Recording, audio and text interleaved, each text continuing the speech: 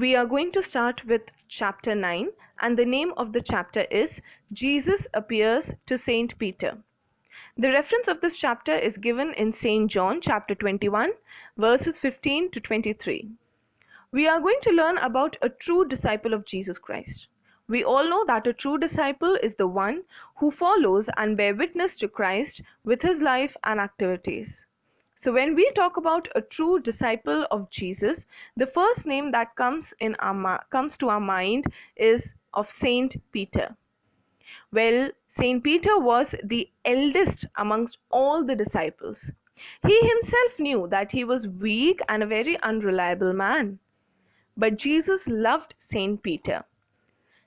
Although he was aged, but still Jesus gave him few responsibilities which he deserved. Well, Peter considered himself to be very weak and unreliable, but still he tried his best to assert himself wherever he could. He tried to fix himself wherever he could and whenever he could. So I will be sharing 2 to 3 incidents with you all which will tell us what a kind and what a true relationship Saint Peter and Jesus shared with each other. So the first incident is mentioned in St. John chapter 1, where one fine day John the Baptist was standing with 2 of his disciples. And Jesus happened to pass by from there, and John the Baptist pointed out at Jesus and shouted, "There is the Lamb of God," he said. The 2 disciples were really surprised, and they left John the Baptist and started following Jesus. Jesus turned around and asked the 2 disciples, "What are you looking for?" And the disciples said, "Where do you live, teacher?" And Jesus took them with him, and he said, "Come and see." They followed Jesus and they were with Jesus. So one amongst the 2 disciples was Andrew. Andrew was Simon's brother. So Andrew ran to Simon and told him that we have seen the Messiah. We have found the Messiah. Simon was very amazed. He was surprised. And he said to Andrew, "You take me also to the Messiah." So Andrew took Simon as well to Jesus. And Jesus, as soon as he saw Simon, he called him to himself and said, "You are Simon, son of John. But I give you a new name today. You will be called as Peter or Cephas." Peter means a rock. So this is how Jesus renamed Simon as Peter, and we know him today as Saint Peter. So Jesus loved Peter. So there is another incident which is mentioned in St. Matthew chapter 16, wherein Jesus was sitting with his disciples and he asked them, "Who do people say the Son of Man is?" So few of them said, "Son of Man is John the Baptist." Others said he's Elijah. Others said he's Jeremiah. And those who were left, they said, "Son of Man is the prophet." Then he asked Peter, "Who do you say I am? Or who do you say the Son of Man is?" And Peter answered, he looked at Jesus and said, "You are the Messiah. You are the Son of the living God." And Jesus was pleased with his answer. He said, "Good for you, Simon, son of John." He was very happy with his answer.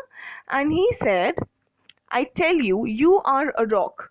And on this rock foundation I will build my church, and not even death will ever be able to overcome it." He also asserts one huge responsibility over Saint Peter. He says that "I will give you the keys of the kingdom of heaven." So whenever we see a picture of Saint Peter, we see keys. We see that Saint Peter is holding a bunch of keys with him. Those keys are actually the keys of the kingdom of heaven. This is a huge responsibility which Jesus asserts over Saint Peter. So here Jesus is very happy and pleased with his answer. He also gives him a huge responsibility, a very big duty to handle. So in this incident, we see how Jesus is pleased with Saint Peter. But not only does Jesus praise Saint Peter, he even scolded Saint Peter once. So it is again mentioned in St. Matthew chapter 16 only, where Jesus was sitting with his disciples and he was speaking about his suffering and death. He tells disciples that he has to go to Jerusalem and suffer a lot, and he will die, but he will come back to life. He will be raised from death after on the 3rd day. He tells this to his disciples. But Saint Peter takes Jesus aside and he says, "God forbid it, Lord. That must never happen to you. Jesus understood that these words are coming from a man. These words are not coming from God. So Jesus gets angry. He turns and he says to Peter, "Get away from me, Satan. You are an obstacle in my way." So he scolds Peter again over here.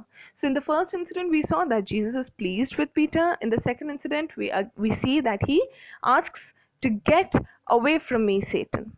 So this is the relationship with Saint Peter and Jesus had. In the next incident, we see that before the suffering of Christ, Saint Peter says to Jesus that I will never deny you, Master. He very confidently says to Jesus that I will never deny you, Master. But Jesus assures him that before the cock crows, you will deny me 3 times. But Peter was quite confident that he would never do such a thing. But when the Jewish authorities catch hold of Jesus, he denies Jesus in front of everyone before the cock crows. And Peter realizes his folly. He cries bitterly because he had denied his master in front of everyone. And he realizes that what Jesus said has come true. So he realizes his folly, he cries, and he understands that he has done a big mistake. Therefore, he decides to withdraw himself from the team of the 12 disciples.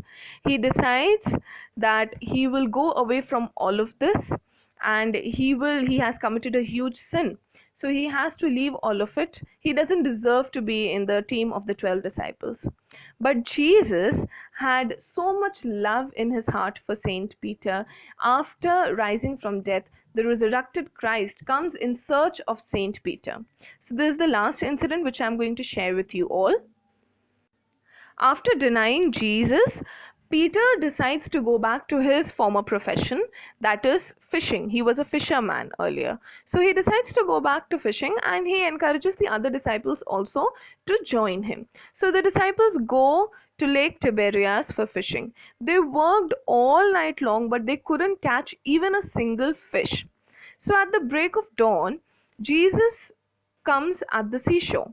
They look at Jesus, but they're not able to recognize him at all. So Jesus asks them, "Have you not caught anything yet?" So the disciples say, "We are working from such a long time, but we have not caught anything." So Jesus points out at one direction and says, "Cast your net over there."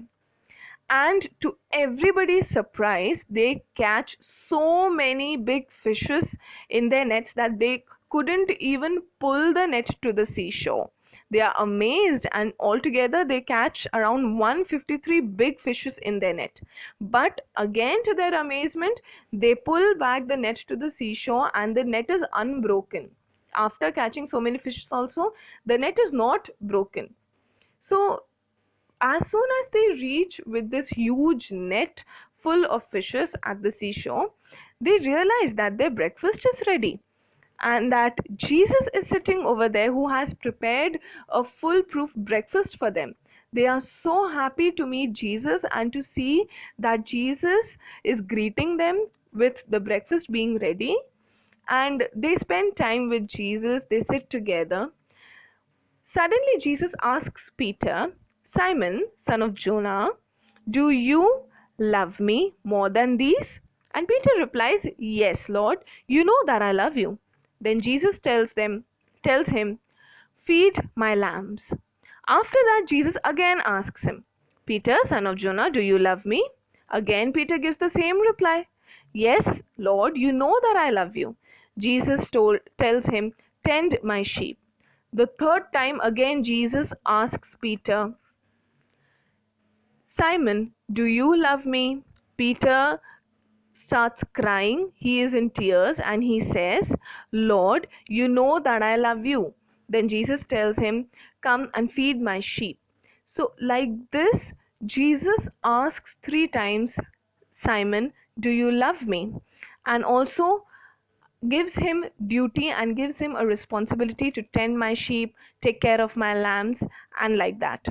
So this takes us back to the time when Peter had denied Jesus thrice. Like that only, Jesus reinstated all the situation altogether, and he repeats, and thrice Jesus asks Peter, do you love me? So this is in the restoration of the denial of Peter thrice, that he asks him 3 times, do you love me?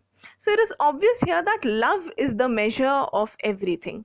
Jesus assigns huge responsibilities over Peter as well. Christ is always ready to touch our hearts and minds with his love and reclaim us from withdrawals and sins. We just need to understand it.